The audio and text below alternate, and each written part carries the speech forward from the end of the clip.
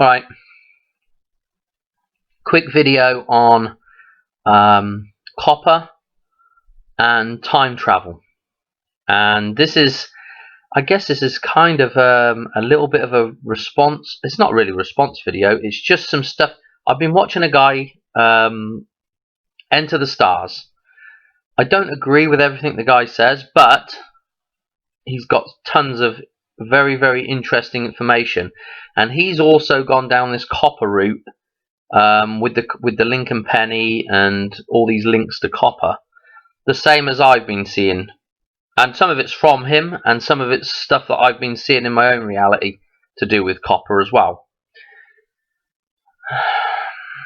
Right. So I don't want to make this too complicated. I want to make it a short video. So the penny. I don't even think I've got a penny here. Right, this thing. I think right now what we're going to see is the removal of physical money. I think, dang, this is where we're going with this whole operation that's going on right now. Eventually, I mean, it's not going to happen overnight, but it's a push now. They're having a push towards getting rid of this, getting rid of the penny. This is essentially what, you know, there's a lot of countries that actually have a penny, which is interesting. At least most. I'm just wondering.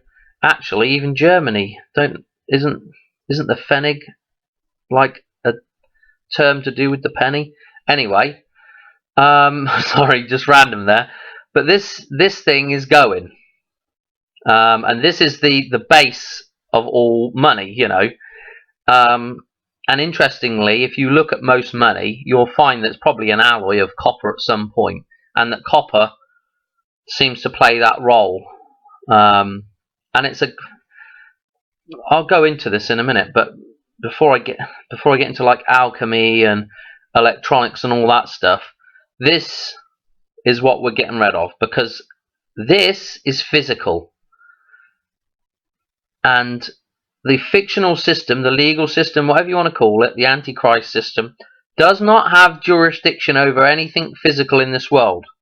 This thing right here, even though it's got either a Queen's head on it, or says Bank of England, or says Federal Reserve Bank of the United States, it doesn't matter what it says on it. That does not give them jurisdiction over this thing. The mere fact that it's physical means they do not have jurisdiction over this thing. Fictional entities do not have jurisdiction over anything physical in this world. That is something that you really have to be aware of. It's something that everybody should know. If everybody knew that, we could actually, the world would be a better place. Because there's a line there that certain entities should not cross. That line's been put there. Thank God, by God, that line has been put there between physicality and spiritual. I don't know what it was. Just fictional. Just something that doesn't really exist. A fictional idea. So there's a line there. If we were all spirits going around, floating around in this world with no real material presence, then we wouldn't be able to draw that line. We wouldn't be able to have that separation. That separation is your salvation, is a thing that's actually protecting you from what people would refer to as the devil or the Antichrist. That's the thing that protects you, is nature, is the physical nature of nature. That is your salvation, is Christ. Christ is the nature. Okay. This thing's going. Because they do not have jurisdiction over this thing. If man really knew that, you know, all this nonsense with like they confiscated gold back in whenever it was in the 30s, and you know, if it's a Federal Reserve note or a federal coin or whatever, or if it's money and you're dealing with it, they somehow have jurisdiction over it, is all nonsense. If we knew the difference between the jurisdictions that we operate within, we wouldn't have any problems. But we don't know that. We don't know the difference. We don't know the difference, unfortunately, between what is real and what is fiction anymore. Those lines have merged, unfortunately. Anyway, they've got to get rid of this. Once they get rid of this, number one, it makes it a lot easier for them to control the system. I mean, you know, that's great. But what it also does is it means if they want to inflict some harshness on people, they are now even more removed from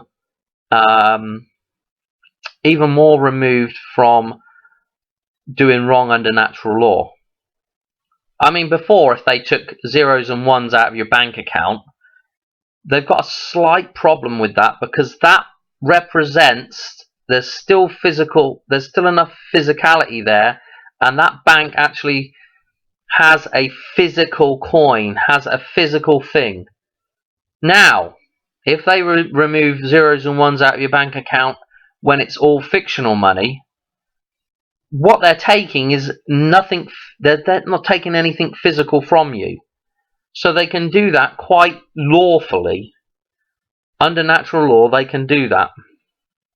So what they will do, like I've said before, is they will, even if they have coins in the future, and they probably will still have some kind of coinage and some kind of form of notes, but there will be a separation between the physical coin and the value of a digital coin. There will be some kind of separation there. One will not equal the other.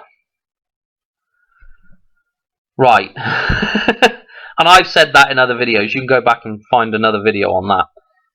This thing's got to go.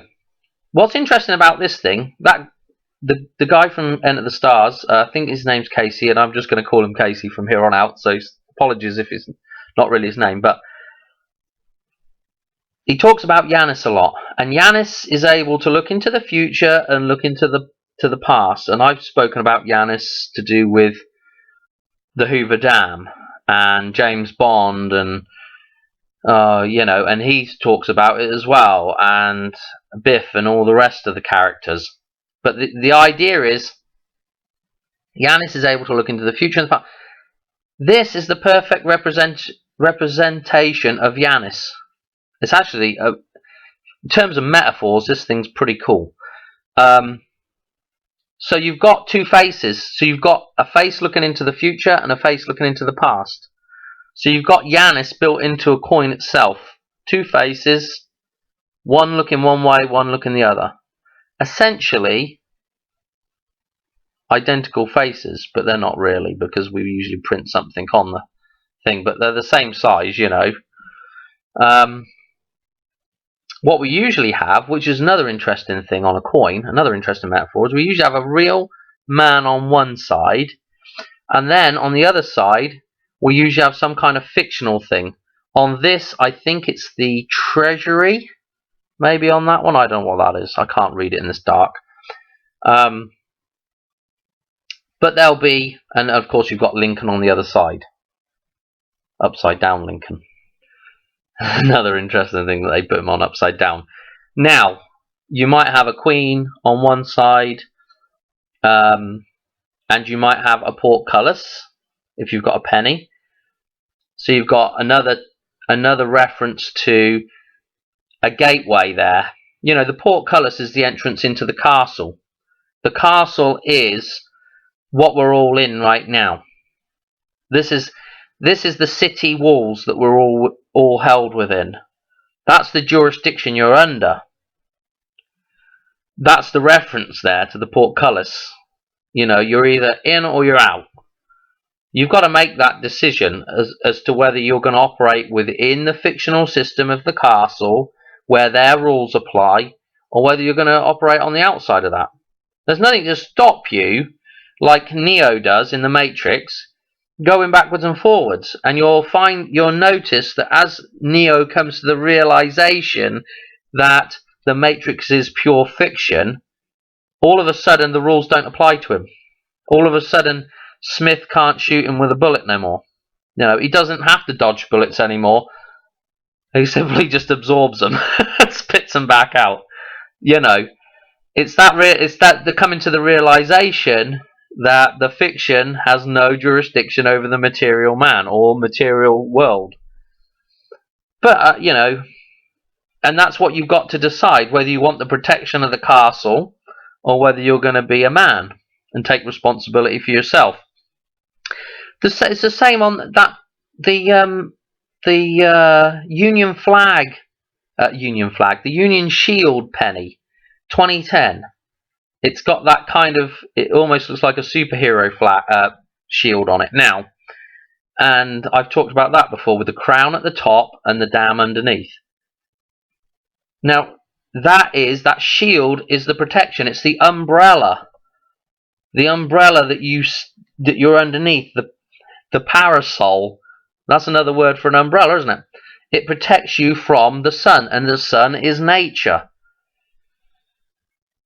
So, why do you want protection from all the conjured up fictional threats that are out there? Most of them are fictional.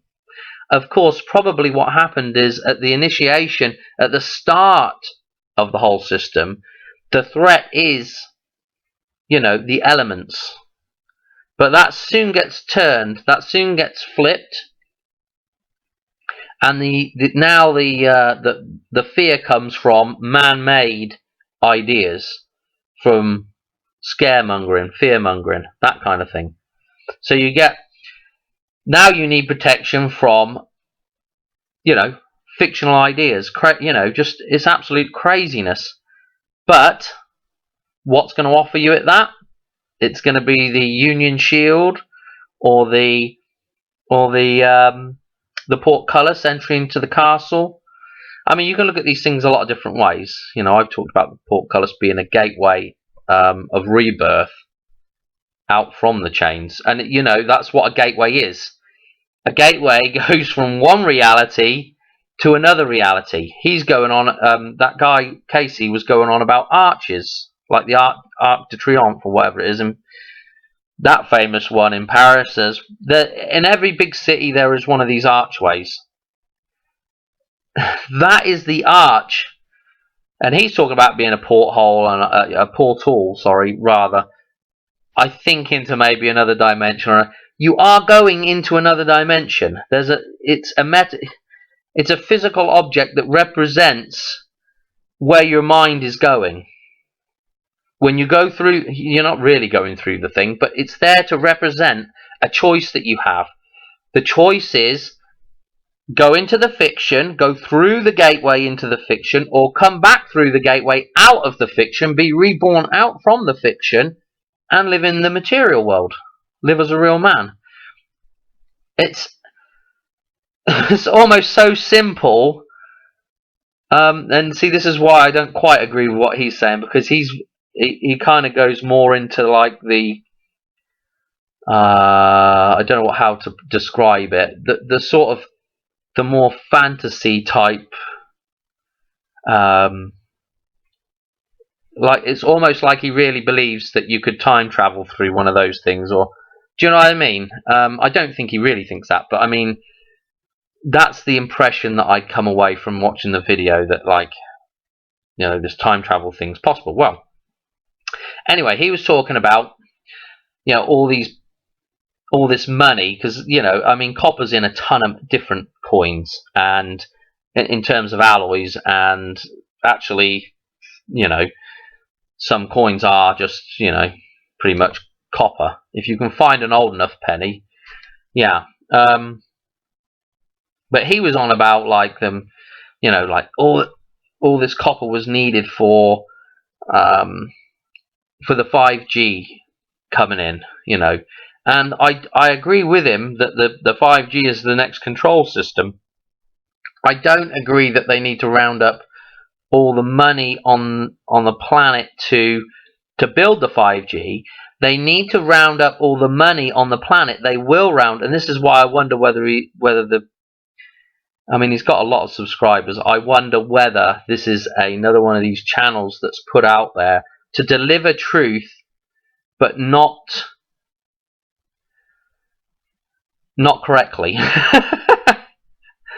Not, I mean, the guy's delivering truth, but in my opinion and the way I see it, it's obscured truth.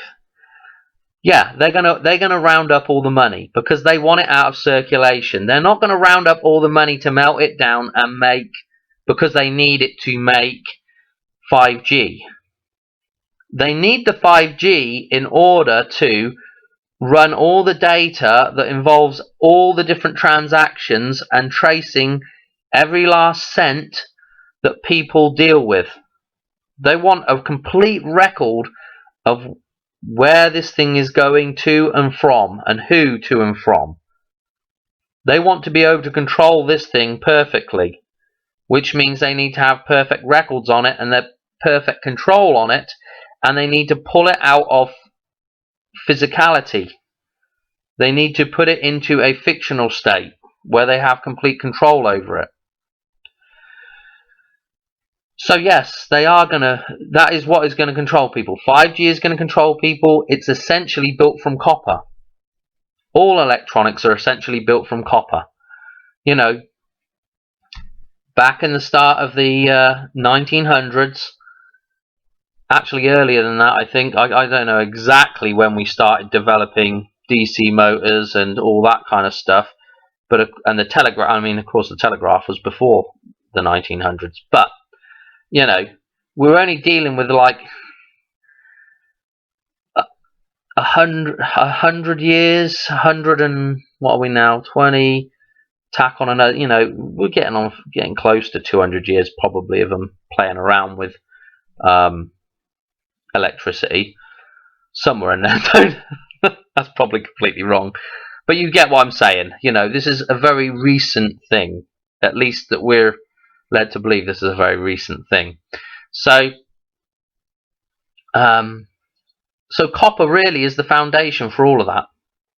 You know, we know that copper is one of the best conductors, you know, in terms of price. We know that, you know, copper has been very influential because, of course, bronze, copper and tin, you know, are we still in the Bronze Age right now?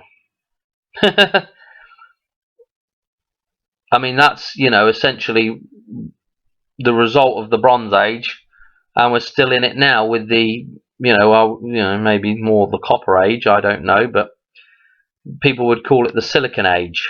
But without copper, none of that stuff would really work. I mean, it takes copper to make that stuff work. It takes copper to generate the electricity to make that stuff work. So, I mean, this is the foundation of what the fictional system runs on. And so the fictional system is basically, you know, everything you see as all electronics basically right now. That's really where the fiction has moved towards. It's moved towards the electronic side of things. So now I'm going to get onto the time travel thing. What do we really have? If we're a man, what do we really have? What are we 100% sure about? It's the here and now. It's the moment to moment that you're living in. Because even now, when I think back, I try to think back and remember exactly what I did 10 years ago on this day. I can't remember it. Now, maybe I could have just videoed the whole day and I'd be able to remember it. But where I'm going to go with this, you'll see why that's fiction. Now, we've got our memories, but they're all contained up here. They're all fictional. We can write a memory down on a piece of paper. that then becomes fictional. That's a fictional idea that happened in the past that we've written down on a piece of paper. We can record an idea, as I'm recording a video right now. So we can make a record of it. One way or another, we can make a record of it. But it's fiction that we've transferred what happened, the material, the here and now, into a fictional form. I don't know if you're aware of this, but there's a thing called whiteout or Tipp-Ex, and you can go in and you can erase a little bit of a little bit of writing here and then rewrite over the top of it something different. That technology, I mean, if you've seen a smartphone and you see people with all these, I think it's Snapchat that my wife showed me not that long ago, where you can put all stupid makeup on a face and everything else. You can now, and they've been able to do this for quite some time, but you can go back in. We know you can doctor pictures. That's pretty straightforward, you know. And so we know that historical records can be manipulated. This includes the ones in your head. So those things can be manipulated. And we know the future, we know that doesn't even exist yet. To us, it doesn't exist yet. So, of course, anything that's to do with the future is pure fiction. We know that for a certainty. However, we can't quite, it's difficult for people to wrap their head around the idea that the past is now fiction. The past, because as soon as it's the here and now is gone, that is now fiction, what happened there. Because it can be altered. So if we can get to the acceptance that the future, we can definitely get to the acceptance that the future is fiction. So if we can now get to the acceptance that the past,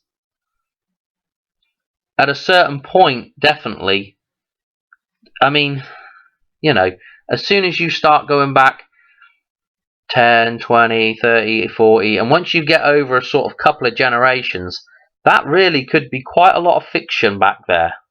Unless you are 100% certain about what somebody wrote at the time. You know what I mean? So, I think we can get to a point where we could accept that, at least after a certain period of time, the past could very well be fiction. Not necessarily complete fiction, but definitely on the lines of being quite fictional. The same way as future events, you might, you know, we all know that they've written science fiction programs, and some of that stuff has become reality. You know, what springs to mind? The iPad in Star Trek, or something like that. You know what I mean? That stuff, touchscreens in Star Trek, you know, that stuff eventually becomes reality. Maybe because it's put into the consciousness's idea. I don't know. Anyway, we don't need to get into that. What I'm trying to explain is time manipulation or time travel through copper. So if we can accept those two things are fiction, what are we dealing with the Antichrist system but pure fiction? Now, if copper, because this Casey character was going on about copper being used in all these time machine inventions, you know, yeah, okay. If copper is that thing that generates the electronic interface that generates a more perfect Antichrist, let's put it that way. I don't know if that's the right way of putting it, but creates a more controlling Antichrist. What you're dealing with is something that's fictional. And if the past and future is fictional, those things are merging. Those things are all part of the same system. So with something that has more control, now there's more ability for that thing to manipulate the future and the past. I mean, when you see something that's more, and for example, again, when you see something that's so real, so CGI that is so real, you think that is real. Now it's very easy to manipulate the future. Now it's easy because if somebody can envision it perfectly, it's more likely to happen. If somebody can believe in it more perfectly, it's more likely to occur. The same way as the past. When everything think about this, just think about it logically. When everything finally ends up in the cloud and there's no physical record of it, that can be changed just like that. The past can be changed so effortlessly by the fiction itself, by the system itself. Once all those records go, oh, how can they change a video of me talk? Believe you me, they will be able to do that in the future. They will be able to take this video that I'm doing right now, and I'll be saying something completely different. They could probably do it now, but they probably don't want to let on about that kind of technology quite yet. But I've seen some of the CGI that they can do. They're not putting the full. They're not letting on to what they can fully do. It's just the way everything works in the world. People just don't let on to what they can fully accomplish, for whatever reasons. Anyway, I think that's a good place to finish the video, because this whole idea of copper is and time travel, and basically what that is time manipulation. That's what time travel is. I mean, I don't know really how else to say it. I mean, that's really what we're talking about. And somebody will say, well, you're not, I mean, that guy's really talking about actually somebody going back in the past and actually physically changing. No, what is able to happen is, because the past and the future are fictional things. Once the present has moved on, those things are fictional now. They can be changed because they're fictional. And what better to change it than the fictional system itself? Because that is part of that world. That is where that exists. That's part of that world. Anyway, I don't know what else to say. I just thought it was interesting. With everything that's going on and all this bloody penny stuff. I keep saying it. Has the penny dropped yet? Why do we have so many terms about the penny? I'm going to spend a penny. A penny for your thoughts. What's that? Pennywise. I can't remember it now. Pennywise, pound rich, something like that. I don't know. Just about to have a storm as well. Look at that. But that spark, that the electricity, that thing that is, not quite. It's very magical, isn't it? Electricity, and this thing goes hand in hand with it. Oh, one more thing: the alchemical thing with copper. Now, I've mentioned sulfur before, and of course, copper sulfate is and Superman being the sulfur man, and those different reactions, the different properties of sulfur, a great analogy for man. Copper has a similar, and of course copper also forms a bluey greeny copper sulfate, and of course the whole fictional system is to do with blue, the blue filter over the gold, which will create blue and yellow, create green. This is why they print money in a green color. You know, this is why we have a green screen in theatre. This is why we have the limelight around the theatre stage. You know, there's a reason for the green.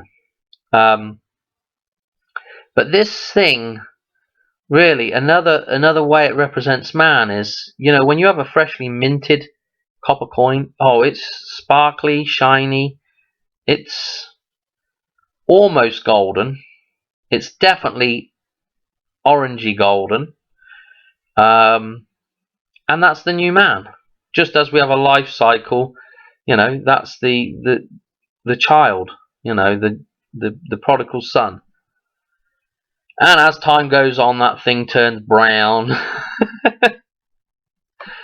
And as time goes on, the oxide, the coating forms around the man, envelops the man, and that's the fictional system. And eventually, if left long enough, you get a nice green film over the top of the thing. And yeah, then you're pretty much done for. You're pretty much enveloped completely in the fiction. The green patina, or the green furriness that forms on a penny, that's the fictional system enveloping you. Interestingly enough, at least like American money, what's very interesting about it is they've taken copper, like in a quarter, there's a copper core to that, and then they've actually put silver over the top of it. You know, they put a nickel coating over it. The silver coating, if you like, is again is you know, another reference to the fictional system, to the moon goddess, or Mercury. The same thing, the fiction enveloping the real man, the copper man. That shiny core that's still there somewhere. If you can scrape off the layers, if you can exfoliate well enough, you can get back to being the real man underneath that. Oh, that's it. That's got to be it. Alright, I hope you enjoyed that. Something different for a change rather than predictions. Oh, 25th's coming up, and I'll do another video on boy, I can't hardly wait to do this video. Actually, I'm going to do another video on dates again. I know, going on about dates again, but some interesting, at least new information to myself, so maybe it'll be new to somebody out there. I haven't heard it before, and I'll be doing that video here pretty quickly. So anyway, stay tuned. Alright, bye.